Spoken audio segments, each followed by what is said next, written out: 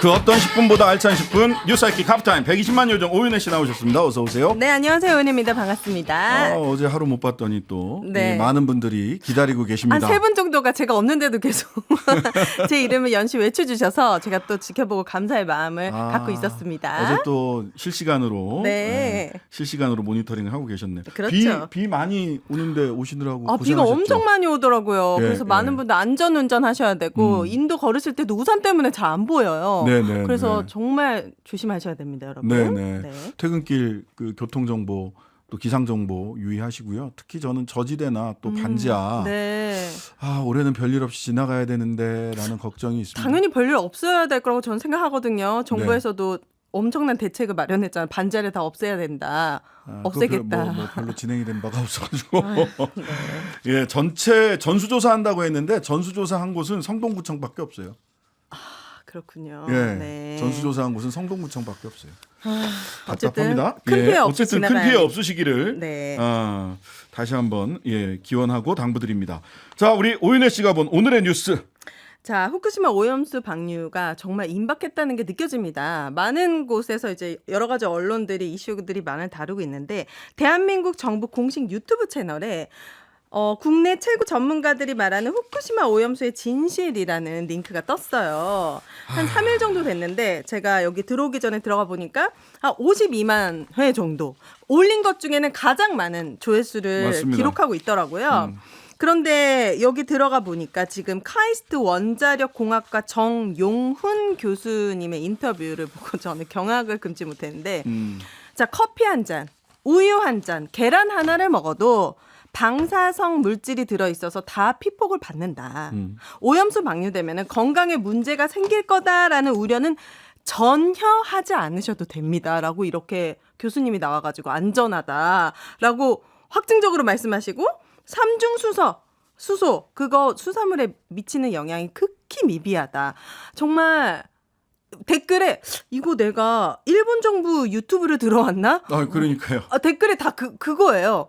너무나도 단언하고 확정적으로. 그러니까 저는 이게 이제 두 가지인데 하나는 방사 우유 하나 먹는 거 뭐 하나 먹는 것밖에 네. 안 된다. 거기도 자연 방사선이 있다. 네. 근데 보세요.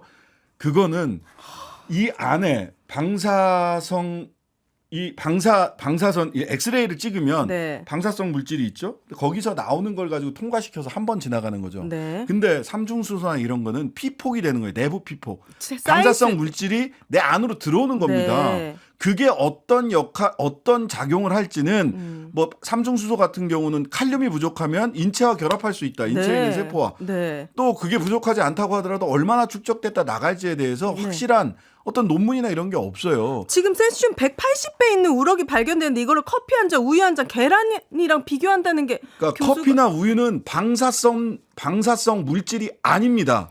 그냥 거기서 자연 방사능이 잠시 나오는 거죠. 네. 근데 삼중수소나 세슘, 플루토늄, 세스풀, 스트론티움 이런 거는 방사성 물질이에요. 그게 몸 안으로 들어온다는 직접적으로 거잖아요. 들어온다는 그래서 그걸 거잖아요. 내부 피폭이라고 하는 거잖아요. 그러니까 자연 방사능이 있다라는 것과 네. 방사성 물질이 내 몸 안으로 들어온다는 완전히 다른 얘기인데 다른 얘기입니다. 이거를 혼동해서 계속 사용하고 있다라는 게 첫 번째 문제고요. 두 번째는 네. 일본에서도요. 일본 도쿄전력도 삼중수소를 귀엽게 만들어 가지고 네. 저 안전해요. 아무 문제 없어요. 라는 식의 애니메이션을 만들어서 네.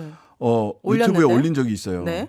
근데 그거 일본 안에서도 이거를 이 위험 물질을 너무 저렇게 미화시켰다. 귀엽게 미화시키면 안 된다 해서 그거 내렸거든요. 근데 우리나라가 앞장서가지고 지금 뭐 하는 물방울 겁니까? 모양으로 이렇게 만들어 놓으셨더라고. 거기에 더해서 한덕수 총리는 IAEA 그로시 사무총장한테 편지라도 보내야 될 것 같다. 그래서 저는 항의 편지인 줄 네, 알았어. 오염수 반대합니다. 그게 아니라 오히려 이 사람이 한국에 왔을 때 너무너무 항의하는 목소리 때문에 고초를 겪은 게 미안해가지고 편지를 보내야 될 것 같다라는 말을 아니 뭐 한덕수 총리는 본인이 뉴스로는 그래요. 누가 불러서 왔는지 모르겠지만 한 네. 총리가 그로시 총장이 와야 된다라는 의견을 냈다라고 언론에는 보도가 됐어요. 네. 본인이 초청했으니까 그 뭐 좀 힘든 과정을 겪는 게 뭐 안타까울 수도 있고 뭐 면구스러울 수도 있어요. 근데 그건 개인적으로 그렇게 넣어두세요. 네. 일국의 국무총리가 그럴 일인가? 그러니까요. 왜냐하면 그 이태원 참사가 벌어졌을 때 네. 한덕수 총리가 외신 기자회견 할 때 네. 농담하다가 굉장히 큰 문제가 생겼죠.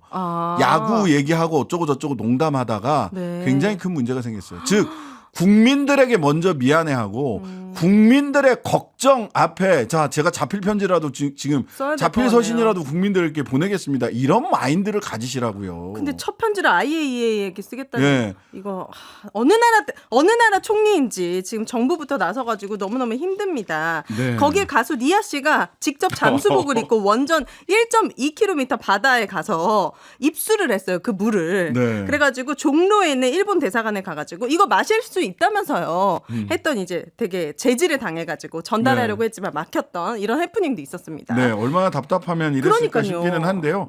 다시 한번 말씀드립니다마는 무슨 그 물을 마시는 행위는 과학자들한테 물어봤어요.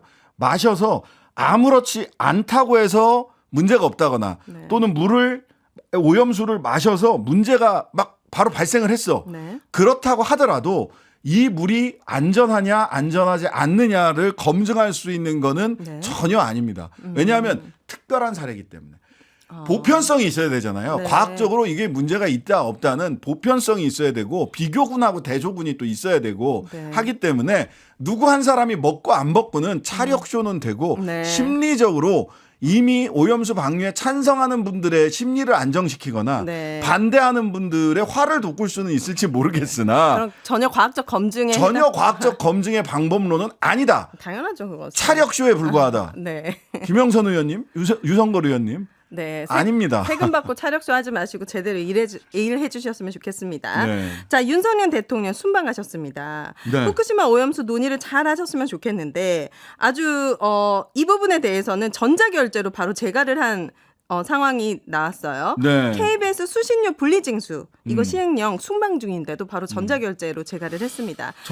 저는 이게 이렇게 급한 일인가 첫 번째는 네. 왜냐하면 수신료 분리징수에 대해서 사실 어떤 논의도 사회적 논의가 없었어요. 공식적인 절차를 통해서 이루어지지 않았어요. 네. 형식적으로 그냥 막 너무 빨리 가고 있단 말이죠. 네. 그리고 이렇게 거기까지 가서 전자결제로 재가를 하는 이유가 네.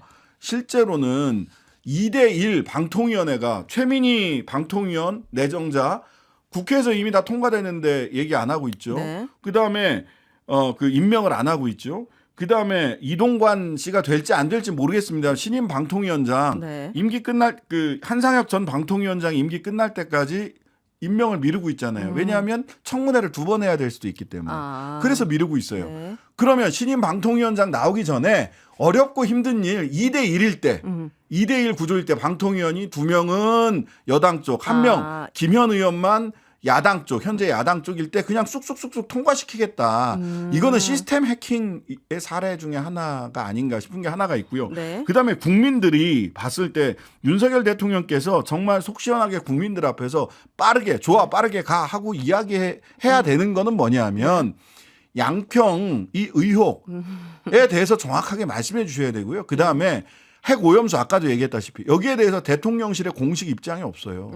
존중한다라고 하는 대통령실 관계자의 네. IAEA의 최종 보고서를 존중한다라고 하는 익명의 관계자, 핵심 관계자의 멘트 이외에 네. 대통령실에서 어쩌겠다는 건지 입장이 없어요. 국민들의 반발이 생각보다 크기 때문에 저는 이렇게 쉽게 말을 못하는 거라고 킬러 생각합니다. 문항까지 네. 비문학 킬러 문항까지 일일이 지적하시는 만기칠남 대통령께서 국민들의 이 많은 관심사에 대해서 이 많은 불안에 대해서 이 많은 의혹에 대해서 아직 어찌하여 한 말씀도 하시지 않으시는지 그런 부분을 빠르게 말씀을 해주셔야 되는 것이지. 지금 이거 KBS 분리징수. 수신료 분리징수 가지고 전자결제하고 번개불에 콩고 묵듯이 이거 지금 공영방송의 존폐를 이렇게 결정해도 되는 건지 30년 만에 일어나는 일인데 네. 과정이 굉장히 불편합니다. 이렇게 가면 안 될 거라고 생각합니다. 네. 마지막으로 제가 전해드리고 싶은 뉴스는 진짜 국회부터 장관, 대통령까지 자기들 밥그릇 챙기기에 지금 바쁜데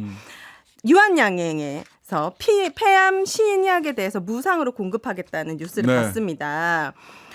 국민들 요즘 각자 도생하느라고 다들 되게 외롭고 힘든 상황에서 이런 뉴스를 보니까 너무 반갑더라고요.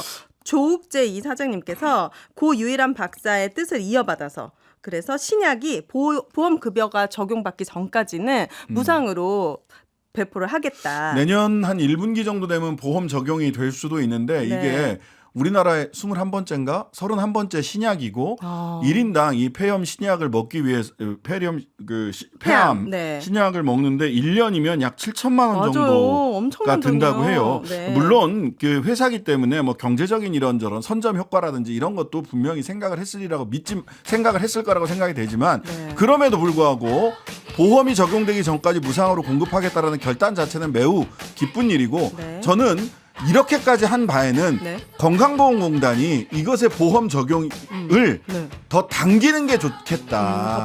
더 빨리. 당기는 네. 게 좋지 않겠느냐라고 네. 하는 것까지 적극적으로 검토해야 된다. 거기까지 갈 수 있을까요? 네. 여러분 기대해 건강하셔야 보겠습니다. 합니다. 네, 자. 3, 4부에 또 많은 소식이 준비되어 있죠? 예, 오늘의 하프타임은 여기까지. 감사합니다. 감사합니다. 하루 종일 기다려지는 진짜 시사. 평일 저녁 6시 5분 신장식의 뉴스 하이킥.